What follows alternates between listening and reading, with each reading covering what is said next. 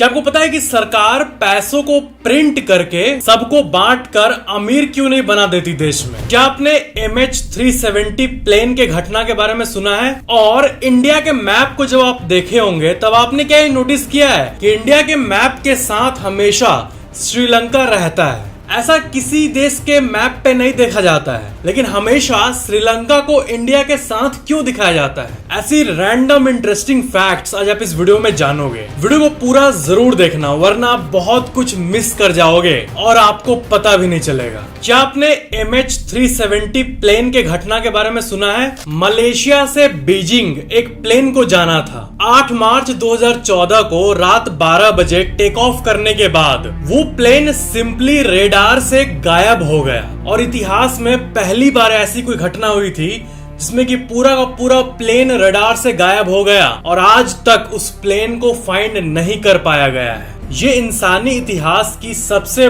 बड़ी aviation mystery है। मतलब जैसे कि हम फिल्मों में सुनते हैं कि प्लेन गायब हो गया, वैसा रियल में हुआ है। और क्यों हुआ, इसके बस थ्योरीज ही अभी तक निकले हैं। कोई भी पक्का प्रूफ सबमिट नहीं किया है सरकार ने कि आखिर इस प्लेन के साथ हुआ क्या था। 227 पैसेंजर उस प्लेन में थे और आज तक उनके परिवार को जवाब नहीं मिला कि वो आखिर कहीं लुप्त हुए हैं, कोई उनको किडनैप किया है या फिर वो अब इस दुनिया में नहीं है। ये बिल्कुल मिस्ट्री बन के रह गया है। नेक्स्ट, समुद्र में बहुत सारे आइलैंड होते हैं, लेकिन क्या आपको पता है कि रिवर में भी आइलैंड होता है? नदियों में भी आइलैंड पाया जाता है, उसमें लोग रहते हैं।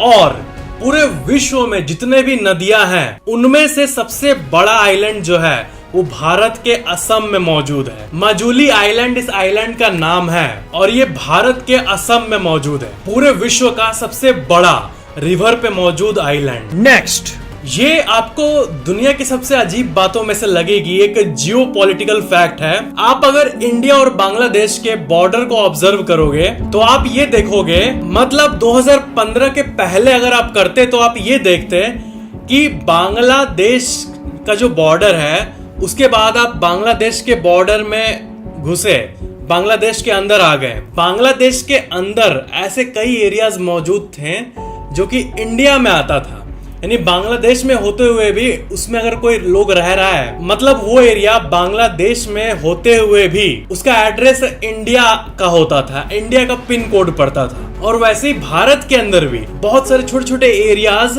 बांग्लादेश कहलाते थे, मतलब इनको इनक्लेव्स कहते हैं और बहुत सारे इनक्लेव्स मौजूद थे। भारत के कई छोटे छोटे इनक्लेव्स बांग्लादेश में थे, बांग्लादेश का भारत में था और बॉर्डर पूरा खिचपिच था। साल 2015 के बाद ये चीज बदल गई और अब प्रॉपर बॉर्डर एग्जिस्ट करता है इंडिया और बांग्लादेश के बीच। इस सिस्टम को हटा दिया गया कंफ्यूजन के चलते। नेक्स्ट, डेनमार्क देश में एक ऐसा तालाब मौजूद है जो कि हमारे विश्व का जो मैप है, वर्ल्ड मैप, उसके तरह दिखता है। और इसको आप देख सकते हो, ये कुछ ऐसा दिखता है। इसको बनाने में 25 साल लग गए थे, क्योंकि इसको किसी कंपनी या फिर गवर्नमेंट ने नहीं बनाया, बल्कि एक इंसान बनाया, एक फार्मर बनाया था इसको। और इसको बनाने में 25 साल उस फार्मर को लग गए थे। उस इंसान का नाम है सोरेन पोल्सन और ये बहुत बड़ा टूरिस्ट अट्रैक्शन है, मतलब विश्व के मैप जैसा। आप इसमें इंडिया को भी देख सकते हो, छोटा सा है। नेक्स्ट, अगर आप समुद्र में जा रहे हो, इमेजिन करो, और आपका नाव जो है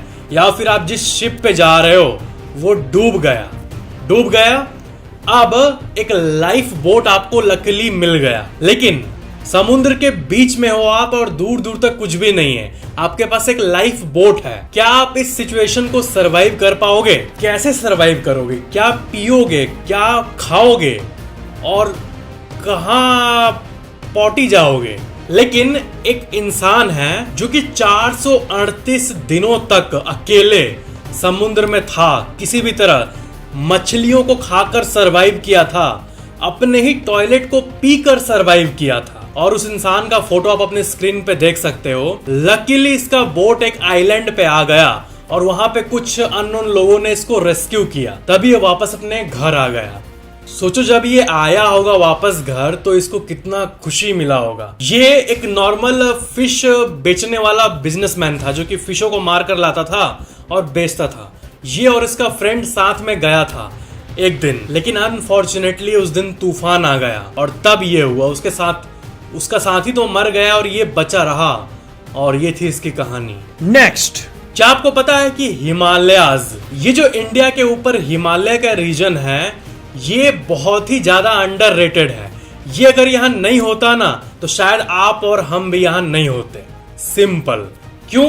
क्योंकि हिमालय जो है वो, आपको पता है हिमालय का ऊपर वाला जो रीजन है उधर से बहुत ठंड हवा आती है। पूरे अर्थ के लेवल पे देखे तो बहुत ठंड हवा इस तरफ आती है भारत के तरफ, लेकिन हिमालय पहाड़ एक दीवार की तरह काम करता है और उन सारे हवाओं को रोकता है, जिससे कि हमारे यहाँ एक्सट्रीम कोल्ड नहीं होता। नहीं तो -10 -20 जो आप सुनते हो वैसा बंगाल, ओडिशा, इधर उत्तर प्रदेश, दिल्ली एनसीआर सब रीजन में होता। तो हिमालय पहाड़ हमें इन सब से बचाती है, और हमारे इंडिया में इतने अच्छे अच्छे मौसम है और उतना ज्यादा भी ठंड नहीं है कि इंसान सरवाइव ना कर सके। तो हिमालय का इसमें बहुत बड़ा रोल है। हिमालय पहाड़ नहीं होता तो बिहार से लेके पूरे मुंबई एरिया तक ठंड की करंट्स बहती और -15-20 डिग्री सेल्सियस पूरे भारत का एवरेज टेम्परेचर होता। आपको तो ये पता ही होगा कि हिमालय का जो ऊपर वाला रीजन है, चाइना का रीजन, वहां पे बहुत कम ही लोग रहते हैं वैसे। नेक्स्ट, क्या आपको पता है कि अगर आप उत्तर प्रदेश के प्रयागराज में कुत्ता रखोगे अपने घर में तो आपको एनुअल चार्जेस देने होंगे गवर्नमेंट को, जिसको कि डॉग टैक्स कहा जाता है। वहां के म्यूनिसिपल कॉर्पोरेशन के हिसाब से आपको डॉग का रजिस्ट्रेशन कराना होगा। जिस तरह आपका प्रॉपर्टी जो है, जो आप ओन करते हो, वो सरकार के खाते में रिकॉर्डेड रहता है कि इसका मालिक ये है किसी भी प्रॉपर्टी का, वैसे ही कुत्ता भी आपका एक प्रॉपर्टी, डॉग एक प्रॉपर्टी हुआ, तो आपको उसको रजिस्टर कराना होगा और उस पर एनुअल टैक्स पे करना होगा, जो कि ब्रीड के हिसाब से 100 से 600 रुपए के बीच में होगा। तो डॉग रजिस्ट्रेशन मैंडेटरी कर दिया गया है। ऐसा क्यों किया गया है?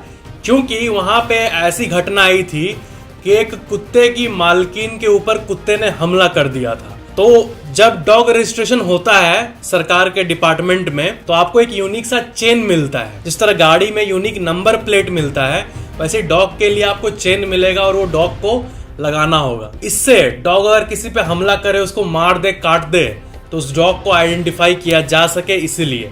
नहीं तो फिर आइडेंटिफाई करना थोड़ा मुश्किल होता है। ऐसा बहुत रेयर होता है, लेकिन सरकार ने इसी चीज के लिए लॉ ला दी। ये बहुत ही अमेजिंग है। नेक्स्ट, जो पोस्टल कोड होता है वो नंबर का होता है और 6 डिजिट होता है। जैसे कि न्यू दिल्ली का एक बहुत ही मेन पिन कोड है जो कि है 110001। वैसे ही कनाडा में एक पोस्ट ऑफिस है।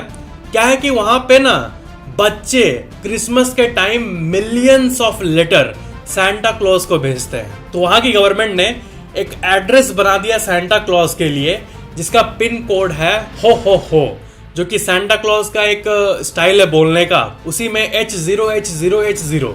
इस पिन कोड पे अगर कोई भी सैंटा क्लॉज को लेटर भेजता है तो वहां के एक यूनिक एरिया पे जाता है। इसका मतलब ये हुआ कि कनाडा के उस रीजन का पिन कोड अगर हो है तो वहां पे जो लोग रहते होंगे उनका भी पिन कोड वही रहता होगा। नेक्स्ट, ब्रिटिश एम्पायर ने भारत पे राज किया था, ये तो आपको पता ही होगा। लेकिन आपको जानना चाहिए कि भारत का एक एरिया है जिसपे जापान ने राज किया था, और वो है अंडमान एंड निकोबार आइलैंड। 1942 में अंडमान एंड निकोबार आइलैंड को जापान ने कब्जा कर लिया था। फिर 1943 में छोड़ के वापस दे दिया भारत को। नेक्स्ट, इंडिया के मैप पे हमेशा श्रीलंका को दिखाया जाता है। ये आपने नोटिस किया होगा, ऐसा किसी मैप के साथ नहीं होता है। इंडिया का सोल मैप अगर आप सर्च करोगे, आपको नॉर्मली स्टोर, दुकान, बुक के दुकानों पे एक भी ऐसा मैप नहीं मिलेगा जिसमें श्रीलंका नीचे ना हो। ऐसा क्यों? ऐसा असल में एक इंटरनेशनल लॉ के चलते होता है, जो कि ये कहता है कि किसी भी कंट्री, देश के आसपास अगर समुद्र मौजूद है तो जहां देश खत्म हो रहा है और जहां समुद्र शुरू हो रहा है, वहां से 200 नॉटिकल माइल्स यानी 370 किलोमीटर तक का जो एरिया है वो एक्सक्लूसिवली वो कंट्री ओन करेगा, उतना तक का पानी। तो जो भारत का जहां एंड होता है एरिया, वहां से अगर श्रीलंका का डिस्टेंस देखे तो वो मात्र 54 किलोमीटर है, और नियम कितना का है? 370 किलोमीटर। इसका मतलब वो टेक्निकली भारत के अंदर वाला समुद्र का एरिया है जिसमें कि श्रीलंका मौजूद है। इसीलिए श्रीलंका जो है वो भारत के मैप पे शोध किया जाता है, क्योंकि टेक्निकली वो टेरिटरी भारत ओन करता है। उतना तक का वाटर बॉडी। जो शॉर्टेस्ट डिस्टेंस है इंडिया और श्रीलंका का वो मात्र 54 किलोमीटर है। नेक्स्ट, अगर आप अभी असम का सनराइज का टाइम देखोगे कि भारत का सबसे इस साइड असम में सूर्योदय कब होता है, तो वो आपको दिखेगा 5:15 सवा 5 के आसपास। और गुजरात में अगर आप सनराइज देखोगे तो वो 6:45 के करीब यानी 6:45 के करीब होता है। इसका मतलब अगर आपकी माँ मान लो आसाम में और आप गुजरात के एक होटल में हो, आपके माँ ने 5:15 बजे आपको कॉल किया कि सूरज उग गया है, सूर्य नमस्कार कर लो, प्रणाम कर लो, बट आप गुजरात में हो, उसी टाइम पर आप देखोगे कि अंधेरा है। सनराइज में तो अभी मतलब 6:45 बजे सनराइज होगा। तो भारत का जो विड्थ है वो इतना चौड़ा है कि बहुत लोग कहते हैं कि यहाँ पे मल्टीपल टाइम जोन होना चाहिए, लेकिन भारत में, पूरे भारत में एक ही टाइम जोन है, जिससे कि ये कंफ्यूजन होता है। वैसे ही गुजरात और मुंबई के रीजन में सूर्यास्त बहुत लेट होता है। अगर आप रशिया की बात करो तो वो इतना चौड़ा है कि वहां पे 11 टाइम जोन्स मौजूद है। नेक्स्ट, क्या आपके मन में कभी ये सवाल आया है कि कंट्री का जो लैंड होता है, जैसे भारत का लैंड है, वो तो भारत ओन करता है। समुद्र का भी डेटा आज आपको मिल गया कि लैंड से 370 किलोमीटर तक एक्सक्लूसिवली वो कंट्री ओन करता है, लेकिन ऊपर का हवा का क्या हिसाब है? क्या ऊपर वाला एरिया भी पूरा इंडिया ओन करता है?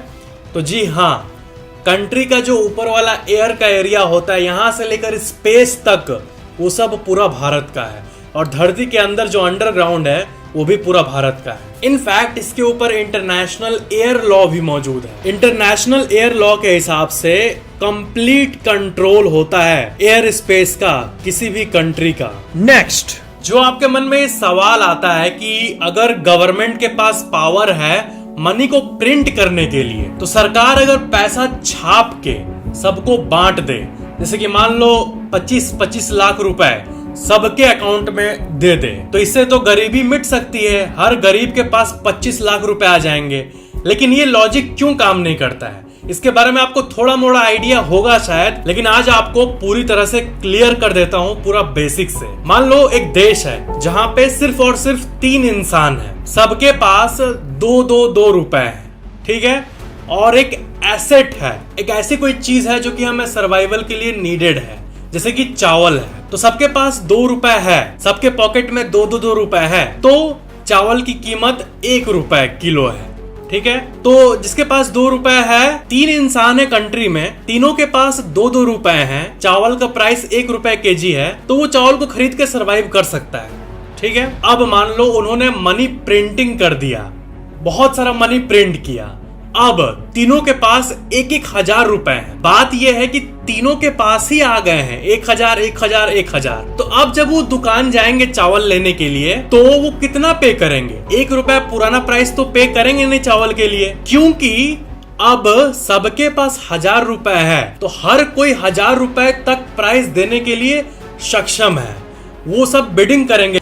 तो चावल का जो प्राइस है, जो एसेट है, जो वैल्यूएबल चीज है, उसकी प्राइस ऑटोमेटिकली बढ़ जाएगी। तो जो एक्चुअल में वैल्यूएबल चीजें हैं, जैसे कि कोई एसेट, तेल या फिर कोई भी ऐसी चीज जो हमें सर्वाइवल के लिए रिक्वायर्ड है, वो तो उतना ही मात्रा में है ना, चावल तो उतना ही उपज रहा है। तो ये पेपर प्रिंट करके कोई फायदा नहीं, क्योंकि उसका मात्रा उतना ही है।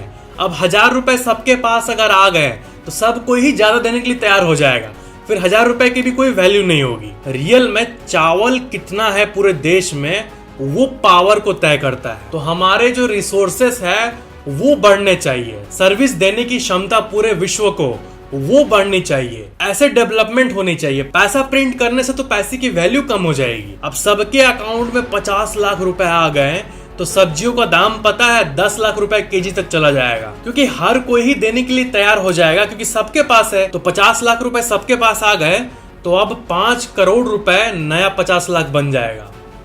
वैल्यू की बात है, नोट के नंबर की नहीं, ये समझना चाहिए। नेक्स्ट, क्या आपको पता है कि साइंटिस्ट्स जब हमारे थ्रोट को स्टडी कर रहे थे तब उन्हें एक न्यू ऑर्गन के बारे में पता चला। हमारे थ्रोट में एक ऐसी अननोन ऑर्गन है जिसके बारे में वैज्ञानिकों को अभी तक पता नहीं था। आप इन आर्टिकल्स को अपने स्क्रीन पे देख सकते हो, तो इसके बारे में जैसे ही और अपडेट आएगा वो मैं आपको बताऊंगा। नेक्स्ट, हमारे पास ह्यूमंस के पास एक ही ऐसा प्लेनेट है फिलहाल जहां हम रह सकते हैं, वो है धरती। धरती को प्रोटेक्ट करने के लिए हम लोग क्या क्या कर सकते हैं। मान लो कि धरती पर कोई आपदा आ गई तो हम लोग टेक्नोलॉजी के मदद से उसको सॉल्व कर सकते हैं, लेकिन स्पेस से अगर कोई आपदा आ गई तब क्या हम धरती को बचा पाएंगे? तो आपको पता है जो बड़े बड़े कंपनीज है जैसे कि नासा, ये सब इस बात की अवेयरनेस रखती है और वो ऐसे प्लान्स बना के रखी है और इतने पावरफुल रॉकेट्स को बना के रखी है कि अगर कोई एस्ट्रॉयड धरती की तरफ आए तो हम रॉकेट के मदद से उसका जो ट्रेजेक्ट्री है उसको हिला दे ताकि वो कहीं और मुड़ के चला जाए। तो ये थ्रेट सुनने में बहुत अजीब लगेगी, लेकिन है। आप सोचो स्पेस में इतना बड़ा यूनिवर्स है, स्पेस में इतनी सारी चीजें तैर रही है, तो कोई बड़ा ऑब्जेक्ट धरती की तरफ आए ये भी संभव हो सकता है। और नासा हर एक एस्ट्रॉयड, आपके रूम के बराबर छोटे एस्ट्रॉयड का भी डिटेल नासा अपने पास रखती है कि ये कहाँ है, कितने स्पीड से आ रहा है। फिलहाल ऐसा कुछ एस्ट्रॉयड नहीं है जो कि धरती को खतरा देता है, लेकिन फ्यूचर में हो सकता है और नासा इसके बारे में फुल्ली अवेयर है। नेक्स्ट, क्या आपको पता है कि कई आर्टिकल्स के हिसाब से मुकेश अंबानी का जो ड्राइवर है उनका सैलरी 2 लाख पर महीने है, यानी 24 लाख पर एनम। अब बहुत लोग कहेंगे ड्राइवर का इतना सैलरी, तो वो इंडिया के सबसे पावरफुल बिजनेसमैन को ले जाते हैं गाड़ी में, उनको सही से ले जाने की रिस्पॉन्सिबिलिटी उस ड्राइवर को होती है, तो वो उसको डिजर्व भी करते हैं। लेकिन इसको देख के बहुत लोग अब बोल रहे हैं कि मुकेश अंबानी का ड्राइवर बनने के लिए हम अप्लाई करने वाले हैं। नेक्स्ट, आप एक काम करना, आप अपने फिंगर को ऐसे देखना, इस पे फोकस करना, फिर क्या करना, दूर कुछ भी दीवार होगा उसको देखना। उसको देखोगे तो आपको ये रियलाइज होगा कि आपको 2 फिंगर दिख रहे हैं। आपने भी इस चीज को कभी ना कभी नोटिस किया होगा। तो ऐसा किस लिए होता है आपको पता है? ये इसलिए होता है क्योंकि हमारा दोनों आंख 2 अलग अलग पिक्चर्स को एज इनपुट लेता है और ब्रेन कॉम्बाइन कर देता है दोनों को, तभी हम डेप्थ को देख पाते हैं, किसी भी चीज के गहराई को देख पाते हैं। और इसी टेक्निक को 3D सिनेमा यूज करता है। 3D ग्लास ऐसे ही हमें 3D का फील दिलाता है। नेक्स्ट, एक बहुत ही वैल्यूएबल इमेज है जो कि मैं आपको दिखाना चाहता हूँ। ये देखो, ये है टाइटैनिक का बहुत ही रेयर इमेज, जिसमें टाइटैनिक का आप बोर्डिंग पास अपने स्क्रीन पे देख सकते हो। जैसे बोर्डिंग पास होता है एरोप्लेन का टिकट, तो ये टाइटैनिक का असल रियल लाइफ का एक बोर्डिंग पास है। तो ये थे आज के फैक्ट्स। वीडियो को लाइक जरूर करना और नीचे कमेंट जरूर करना कि वीडियो को कैसा लगा, और चैनल को सब्सक्राइब करके बेल आइकन जरूर ऑन कर लेना ताकि अगली वीडियो आपको सबसे पहले मिल जाए। Thank you so much for watching this video.